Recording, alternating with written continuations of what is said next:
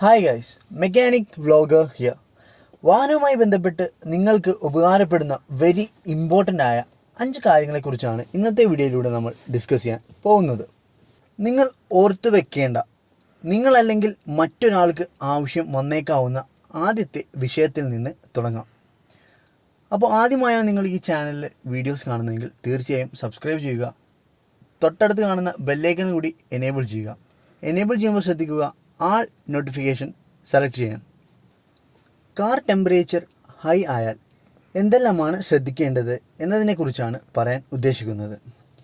ഇതിനെക്കുറിച്ച് മുൻ ധാരണയില്ലാതെ എന്തെങ്കിലും ചെയ്താൽ 2 രീതിയിൽ പണി കിട്ടാനുള്ള സാധ്യതയുണ്ട്.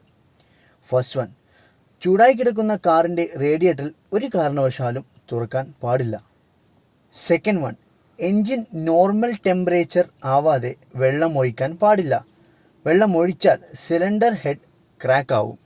ഒരു പരിധിവരെ ചൂടായി നിൽക്കുന്ന വാഹനത്തിൽ വെള്ളമൊഴിക്കാൻ എൻജിൻ സ്റ്റാർട്ടിങ്ങിൽ ഒഴിക്കുന്നതിന് പ്രശ്നമില്ല. അതാണ് അതിൻ്റെ ഒരു രീതി. ടെമ്പറേച്ചർ ഹൈ ആകുന്നുണ്ട് എന്ന് അനലോഗ് സിഗ്നലിലൂടെയോ റെഡ് ടെമ്പറേച്ചർ വാർണിംഗ് ലൈറ്റിലൂടെയോ കാണുമ്പോൾ അറിയും. ഇൻ കേസ് ഇത് രണ്ടും അറിഞ്ഞില്ലെങ്കിൽ ആവിയും പുകയും ഫ്രണ്ടിൽ നിന്നും വന്നിട്ടായിരിക്കും അറിയുക. ടെമ്പറേച്ചർ ഹൈ ആവുന്നതിന് മുൻപ് ചില സൂചനകൾ കാർ തരുന്നുണ്ട്. എൻജിൻ്റെ നോയ്സിൽ വരുന്ന വ്യത്യാസം, അതായത് നോക്കിംഗ് സൗണ്ട്, എൻജിൻ വരുന്ന പിക്കപ്പ് മാറ്റം, ഇത് മനസ്സിലായാൽ ഇൻസ്ട്രുമെൻറ്റ് ക്ലസ്റ്ററിൽ ശ്രദ്ധിക്കണം. ടെമ്പറേച്ചർ കൂടുതലായി എന്നറിഞ്ഞാൽ ചെയ്യേണ്ട കാര്യത്തിലേക്ക് പോവാം. എത്രയും പെട്ടെന്ന് സേഫായ പാർക്കിങ്ങിൽ എൻജിൻ ഓഫ് ചെയ്യണം. എൻജിനിൽ വെള്ളം ഒഴിക്കാനോ റേഡിയേറ്റർ ക്യാപ്പ് തുറക്കുവാനോ പാടില്ല. സമയം അനുവദിക്കുമെങ്കിൽ 1 മണിക്കൂറിന് ശേഷം കോട്ടൺ തുണി ഉപയോഗിച്ച് റേഡിയേറ്ററിൻ്റെ ക്യാപ്പ് തുറന്ന് എൻജിൻ സ്റ്റാർട്ട് ചെയ്ത് വെള്ളമൊഴിക്കുക. കൂളൻ ലീക്കോ മറ്റു പ്രശ്നങ്ങളോ ഇല്ല എന്ന് ഉറപ്പും വരുത്തുക. സെക്കൻഡ് ടോപ്പിക്കിലോട്ട് പോകുമ്പോൾ പലർക്കും അറിയാതെ ബുദ്ധിമുട്ടുന്ന ഒരു വിഷയത്തെക്കുറിച്ചാണ് ഇനി നമ്മൾ പറയാൻ പോകുന്നത്. ഈ അനുഭവം നിങ്ങൾക്ക് ഉണ്ടായിട്ടുണ്ടെങ്കിൽ കമൻറ്റിൽ ഒന്ന് രേഖപ്പെടുത്തുക. രാത്രി മഴയുള്ള സമയത്ത് ഡ്രൈവ് ചെയ്യുമ്പോൾ എതിർവശത്തു നിന്നും വരുന്ന വാഹനത്തിൻ്റെ ലൈറ്റ് അടിച്ച് ഒന്നും കാണാതെ വരുന്ന കാര്യത്തെക്കുറിച്ചാണ് പറയാൻ പോകുന്നത്. വൈപ്പർ ബ്ലേഡ് 3-4 മാസം മുൻപ് മാറ്റിയതായിരിക്കും. പക്ഷേ ഈ പ്രശ്നം വൈപ്പർ ബ്ലേഡിൻ്റേത് തന്നെയാണ്. ഇതിനുള്ള പരിഹാരം ജെന്യുവനായിട്ടുള്ള വൈപ്പർ ബ്ലേഡ് യൂസ് ചെയ്യുക എന്നുള്ളതാണ്. Coming to the third topic, driving ഇടയിൽ നിങ്ങൾക്കും തോന്നിയിട്ടില്ലേ ഏത് ഗിയറിലാണ് എന്ന ഡൗട്ട്? അതിനെക്കുറിച്ചാണ് ഇനി പറയുന്നത്.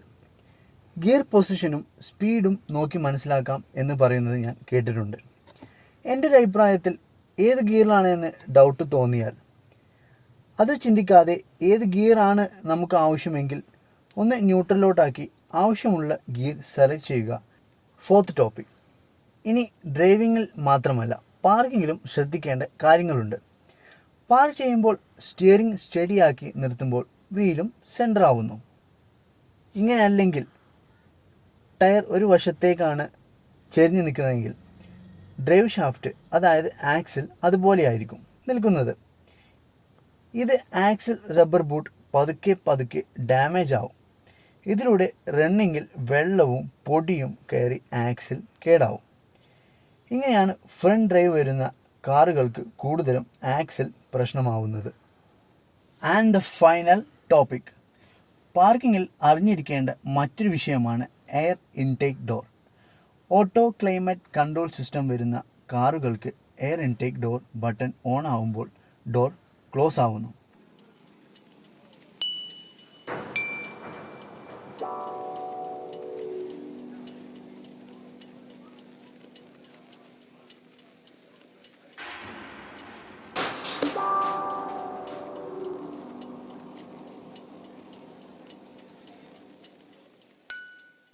എയർ ഇൻടേക്ക് ഡോർ മാനുവലായി കൺട്രോൾ ചെയ്യുന്നത് ഇങ്ങനെയാണ്.